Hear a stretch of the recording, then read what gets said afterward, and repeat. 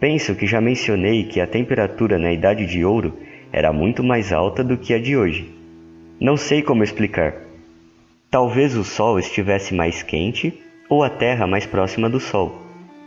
É comum supor-se que este ficará cada vez mais frio no futuro, mas as pessoas não familiarizadas com especulações como as de Darwin, o moço, o segundo filho de Charles Darwin, esquecem que os planetas acabarão caindo de volta no corpo de que se formaram. Quando essas catástrofes ocorrerem, o Sol brilhará com renovada energia, e é possível que algum planeta interior houvesse tido esse destino. Qualquer que seja o motivo, o fato é que o Sol estava muito mais quente do que hoje. Mas prossigamos. Certa manhã de muito calor, creio que foi a quarta, estava eu procurando abrigo contra a soalheira numa enorme ruína perto daquele edifício onde comia e dormia, quando aconteceu um fato extraordinário. Ao escalar os montões de alvenaria, deparei-me com uma galeria estreita cuja extremidade, bem como as aberturas laterais, estavam obstruídas por desmoronamentos. Devido ao contraste com a intensidade da luz lá fora, ela me pareceu a princípio impenetravelmente escura. Entrei às apalpadelas, pois a passagem da claridade para as trevas me fazia ver manchas coloridas dançando diante de mim. De chofre, parei, surpreso.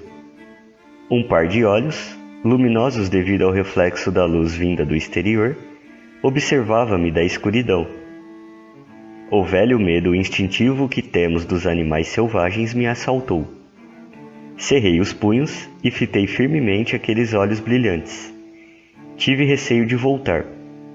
Então me veio ao pensamento a absoluta segurança em que parecia viver a humanidade. E me lembrei do estranho terror que a escuridão inspirava àquela gente. Vencendo até certo ponto o meu medo, dei um passo à frente e falei. Admito que minha voz era áspera e não muito segura. Estendi a mão e toquei em alguma coisa macia. Imediatamente os olhos se desviaram e um vulto branco passou correndo por mim. Com o coração na boca, virei-me e vi uma estranha figura que lembrava um macaco, a cabeça abaixada de uma forma peculiar. Atravessou, disparado, o espaço por trás de mim, exposto à luz do sol.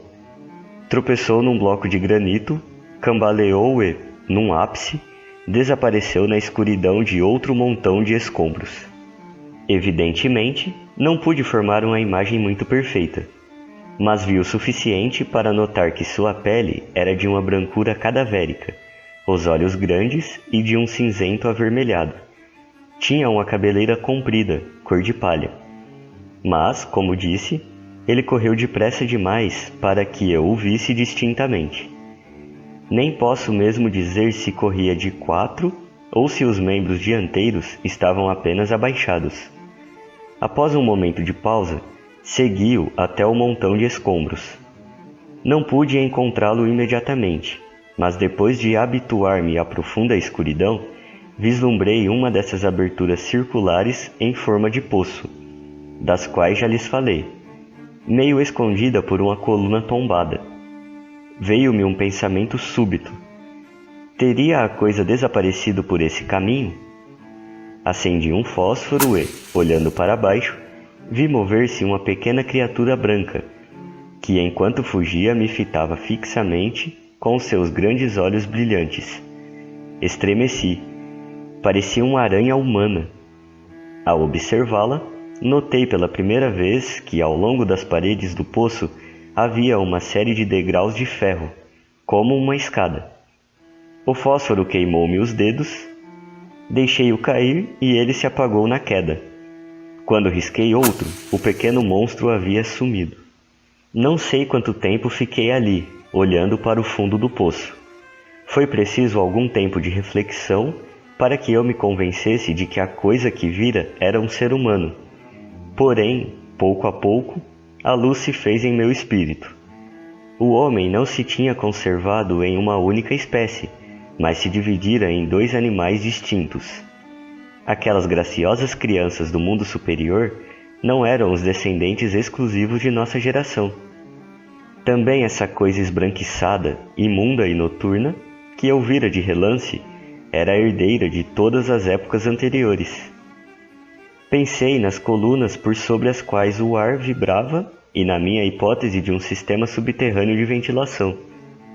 Entrei a suspeitar de seu verdadeiro significado. Mas o que vinha fazer esse lêmure no meu esquema de uma organização perfeitamente equilibrada?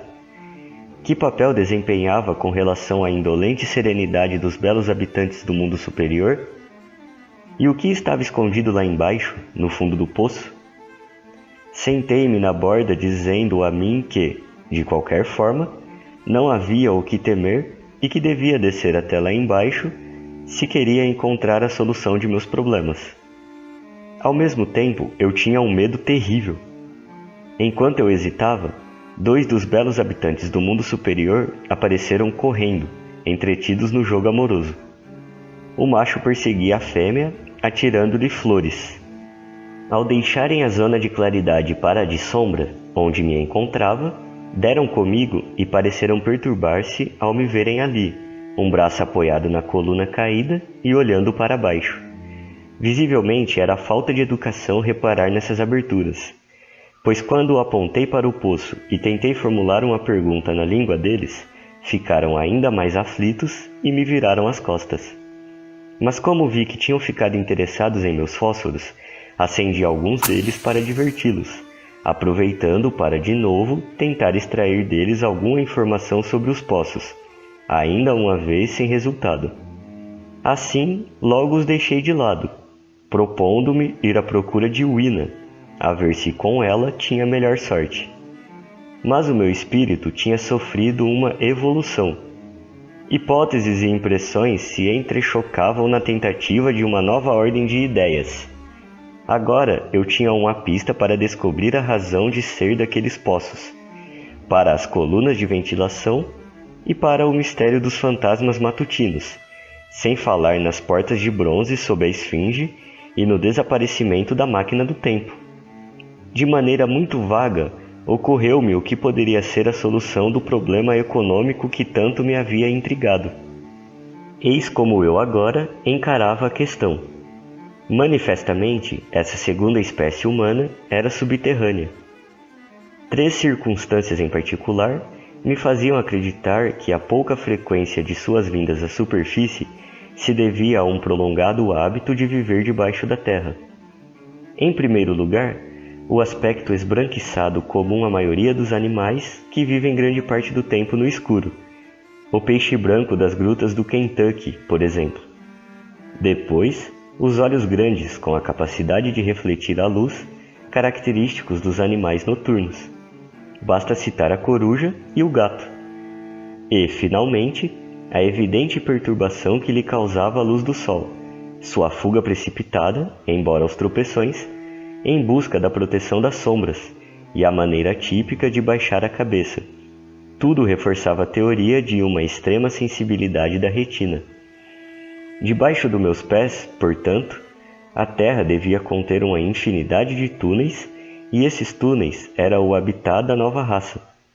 A presença de poços e colunas de ventilação na encosta da colina, na verdade, por todos os lados, exceto ao longo do rio, no vale, testemunhava que as ramificações eram infinitas.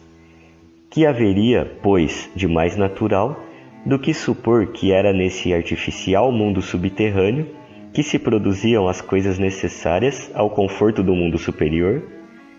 A ideia era tão plausível que a adotei de imediato e até encontrei uma explicação para essa bifurcação da espécie humana. Ousaria dizer que você já prevêem o desenvolvimento de minha teoria. No entanto, de minha parte, descobri muito cedo como me encontrava longe da verdade.